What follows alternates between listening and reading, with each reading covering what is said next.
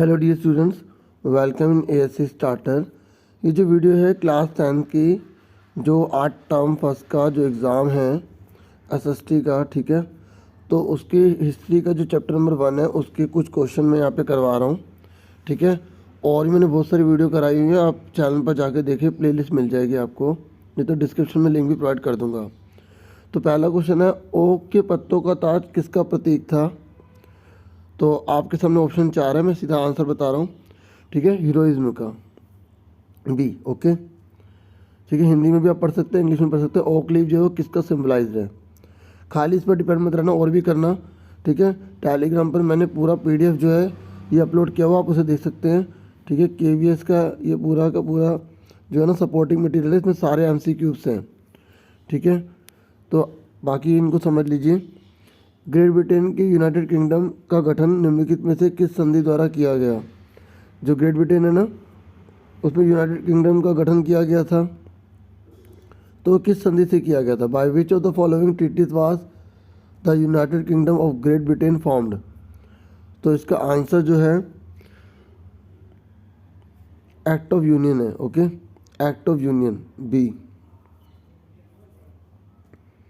ठीक है। अब आगे देखिए, इनमें से कौन यूटोपियन समाज की सबसे अच्छी व्याख्या करता है? देखिए यहाँ पे यूटोपियन लिखा है ना, यूटोपियन सोसाइटी, तो हिंदी में कभी कभी कल्पनादश लिखा आ जाता है, ठीक है। Which of the following best explains utopian societies?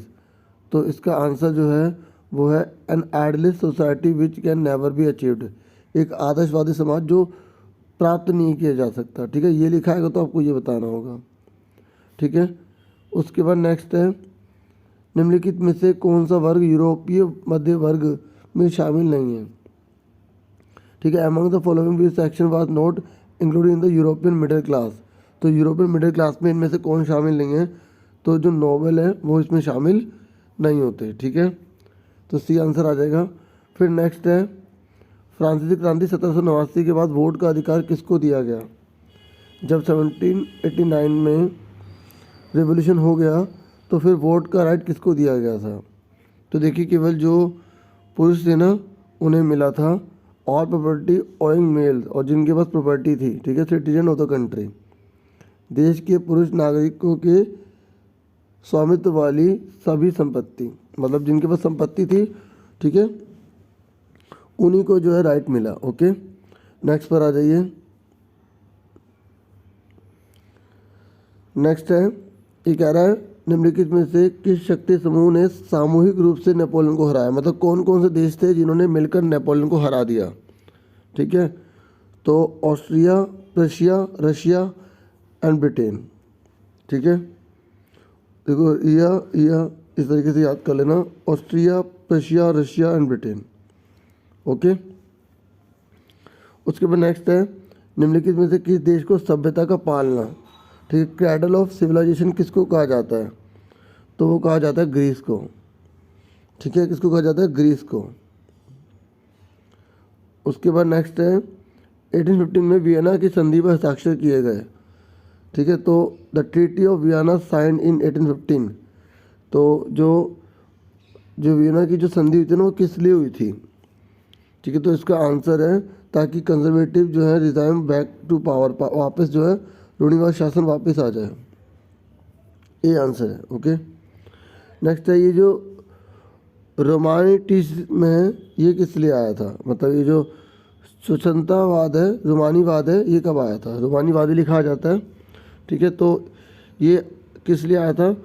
इसको एक बार आप, तो इसका आंसर है कल्चरल मूवमेंट, ठीक है। ये जो रोमानीवाद है ना, तो इसमें आर्टिस्टिक, इंटेलेक्चुअल, कल्चरल, इस चीज़ की बात की गई थी। अब यहाँ पर इंटेलेक्चुअल, आर्टिस्टिक के बारे में तो बात की नहीं गई, कल्चर की बात कर रहा है ऑप्शन में, तो आप इसका ए आंसर लगाएंगे, ठीक है।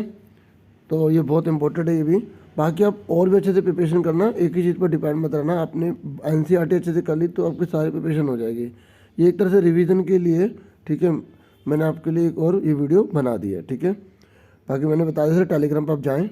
ओके, आगे देखें। क्वेश्चन है, in Prussia who were referred as Junkers? तो जो जंकर्स है ना वो किन्हें कहा जाता है? लार्ज लैंड ओनर्स को कहा जाता है। ठीक है, और एक बात और, जो मैंने एक पॉलिटिक्स की जो वीडियो डाली थी, संघवाद फेडरलिज्म, है ना, और सत्ता की साझेदारी पावर शेयरिंग में, तो उसमें मैंने गलती से बेल्जियम को जो है ना, वो मैंने मेजोरिटीज बता दिया था। बेल्जियम जो है वो तो एकोमोडेशन है ना, वहाँ वहाँ पे तो 4 बार अमेंडमेंट भी किया गया था ताकि वहाँ पे किसी का कोई भेदभाव ना हो। ठीक है, तो एकोमोडेशन याद रखना, समायोजन। ठीक है, इंग्लिश वाले एकोमोडेशन, हिंदी में समायोजन नहीं लिखा आता तो कुछ और भी वर्ड लिखा आता तो इंग्लिश में देख लेना बेल्जियम में किस प्रकार का पावर शेयरिंग है। ठीक है, एकोमोडेशन है। ओके, तो ये करेक्शन बतानी थी। और ठीक है, अब ये 21 है, ये कह रहा है स्वतंत्रता के लिए रूपक कौन सा है। ठीक है, एट्रीब्यूट फॉर लिबर्टी। तो इसका आंसर जो है वो है रेड कैप। ठीक है, बी आंसर है इसका। तो जो पिक्चर बनी हुई है ना हिस्ट्री की बुक में, ठीक है, जिसमें अलग अलग दे रखे सिंबल, वो सारे आप पढ़ लेना कि तलवार किसका प्रतीक है वगैरह वगैरह। ओके, उसके बाद निम्नलिखित में से किसे संयुक्त इटली का पहला राजा घोषित किया गया था। Who among the following was proclaimed the first king of United Italy. तो इसका जो आंसर है वह है विलियम चतुर्थ को। ठीक है, सी। और a nation state is a state where, nation state किसे कहा जाता है, तो इसका जो आंसर है वो है a state where people live in a common territory, develop a sense of identity and share a common history. ठीक है, उसे कहा जाता है, तो डी आंसर है इसका। ओके, तो आज के लिए इतना बहुत है। आप सबको मेरी तरफ से बहुत बहुत बेस्ट ऑफ लक, आप सबका पेपर बहुत अच्छा जाए, and thank you for watching and listening carefully. Take care yourself dear students.